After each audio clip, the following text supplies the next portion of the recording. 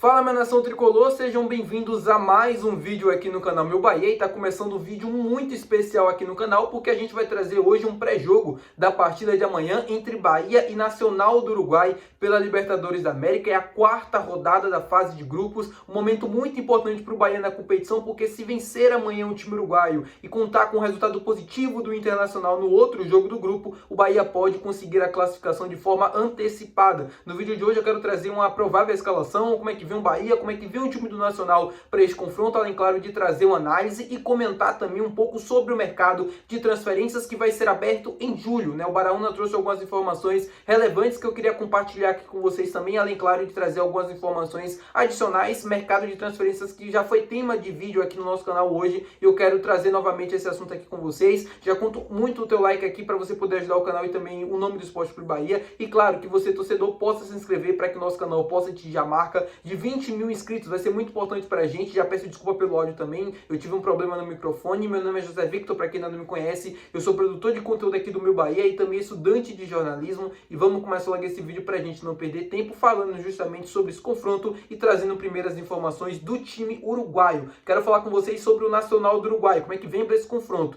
O time uruguaio, depois, do jogo contra o Bahia, não perdeu mais na temporada. Foram 5 jogos, 4 pelo Campeonato Uruguaio e 1 pela Libertadores da América. O jogo pela Libertadores foi aquele contra o Internacional no Beira-Rio, onde o Nacional do Uruguai não perdeu, 3-3, um jogo muito emocionante. O Nacional ficou muito perto de conseguir um resultado positivo aqui no Brasil, mas acabou cedendo o empate. Pelo Campeonato Uruguaio foram 4 vitórias. Lembrando que o Nacional do Uruguai estreou um técnico novo justamente na partida contra o Bahia. Ele estreou com derrota, mas depois disso não perdeu mais nenhum jogo, 5 jogos de invencibilidade, vem num momento muito bom na temporada, e não imaginem que o jogo amanhã vai ser fácil, tranquilo ou qualquer coisa perto disso. Vai ser um jogo muito difícil, vai ser um jogo muito disputado. O time do Nacional é um time copeiro, é um time muito chato de se enfrentar e vai impor muitas dificuldades para o Bahia amanhã, ainda mais que vem confiante, vem num bom momento, porque vem invencibilidade na temporada, e na Libertadores da América, no último jogo aqui no Brasil, quase foi muito feliz, quase, faltou muito pouco, mas um 3-3 que foi muito importante para o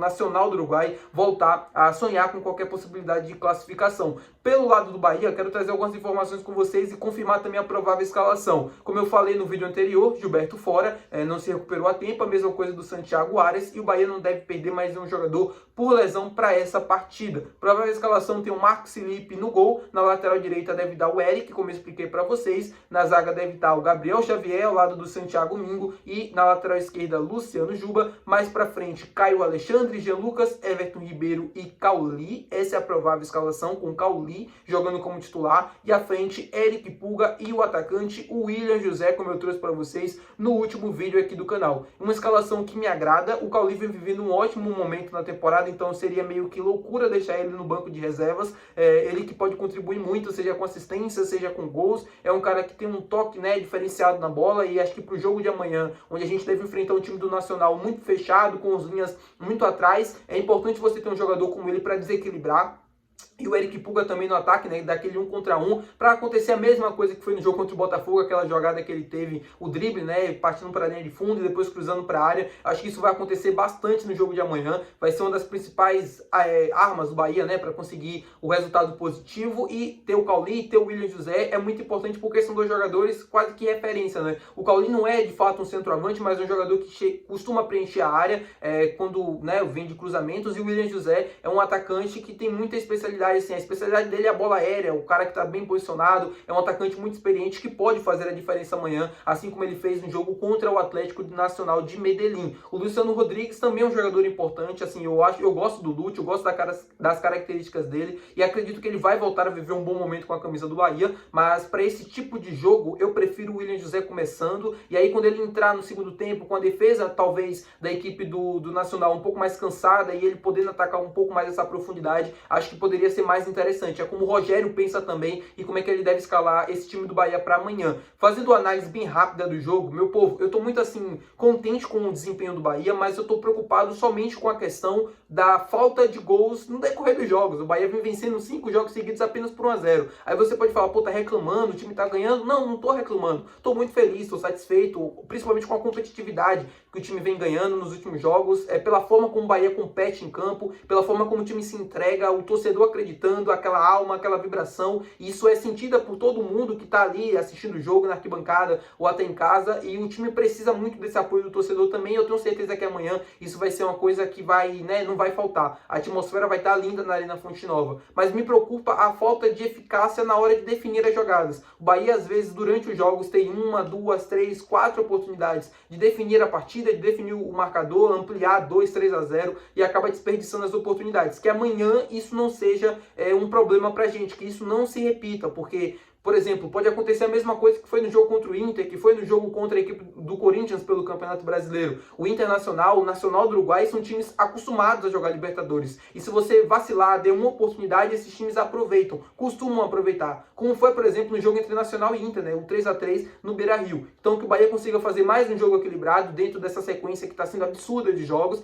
que a gente consiga fazer mais um jogo equilibrado mentalmente, consiga competir como a gente vem competindo nos últimos jogos e encontrar as oportunidades para a gente conseguir sair com triunfo, que amanhã vai ser muito importante. Como eu falei no início do vídeo, a gente pode conseguir a classificação de forma antecipada para as oitavas de final, e um resultado positivo contra o Nacional é muito importante. Se quer classificar, tem que vencer em casa, e tem que vencer o adversário teoricamente mais frágil desse grupo, porque não tem adversário fácil, né? O Bahia caiu no grupo mais difícil da competição, não tem como você escolher adversário, então é vencer o Nacional, conseguir mais 3 pontos, um belo resultado, e aí depender do Inter, né, no jogo contra o Atlético, se não for, né, se não for o resultado esperado, e partir para os 2 jogos fora de casa e conseguir essa classificação. Vamos falar agora sobre o mercado de transferências, porque a gente está falando sobre classificação. E o Baraúna trouxe uma informação muito importante falando justamente sobre isso, sobre o avanço do Bahia para a próxima fase da Libertadores, pode gerar mais milhões investidos pelo Grupo City em reforços, em contratações. Eu venho falando sobre isso aqui no canal há bastante tempo, venho falando sobre movimentações, sobre transferências, e uma das coisas que eu sempre comento com vocês é,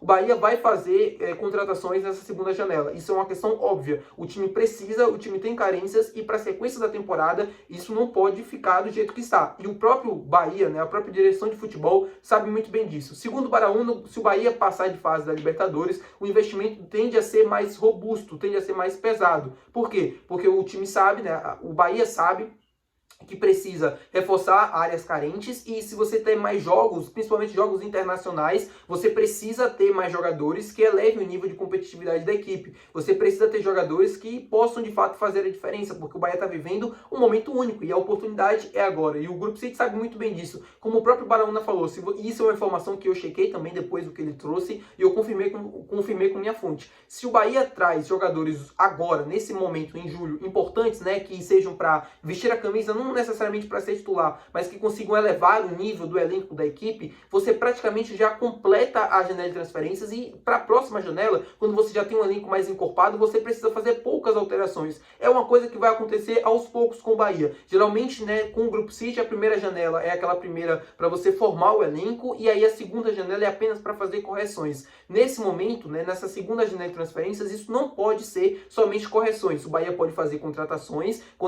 para obviamente sanar, né, todas as dificuldades que o elenco vem enfrentando, mas contratações também já pensando para o próximo ano. Isso é uma realidade e isso pode acontecer. Segundo o Baraúna, se esses investimentos de fato foram feitos, né, e se o Bahia de fato conseguir essa classificação para a próxima fase da Libertadores, tende a chegar entre 80 a 100 milhões em toda a temporada de reforços investidos. Ele falou em posições, eu não vou confirmar todas porque eu não tenho essas informações, mas de acordo com o que eu apurei, de que eu tenho certeza, né, das minhas informações, é de que o Bahia está buscando um goleiro, sim, está negociando com o Patrick Sequeira, tá buscando um zagueiro, isso eu posso confirmar para vocês, e um atacante de beirado. Se vai trazer outro centroavante e outro meia, eu não sei. Comenta aqui embaixo se você acha que precisa. Na minha opinião, precisava trazer pelo menos mais um 9, até para fazer ali uma sondagem, né, pro Lúcio, pro William José. Não que eu não confie nesses dois jogadores, eu comentei até isso em vídeo aqui no canal. Eu acho que é importante até você trazer para levar o nível mesmo da equipe, e mais um meia também para se tornar mais uma opção no decorrer dos jogos e no decorrer da temporada, caso a gente sofra com lesões ou com suspensões por cartão amarelo ou cartão vermelho. Tá bom, meu povo? Muito obrigado por você ter assistido esse vídeo. Se você gostou, não esquece de deixar o teu gostei, que é muito importante. Também não esquece de se inscrever no nosso canal. Até o próximo vídeo. Valeu, tchau!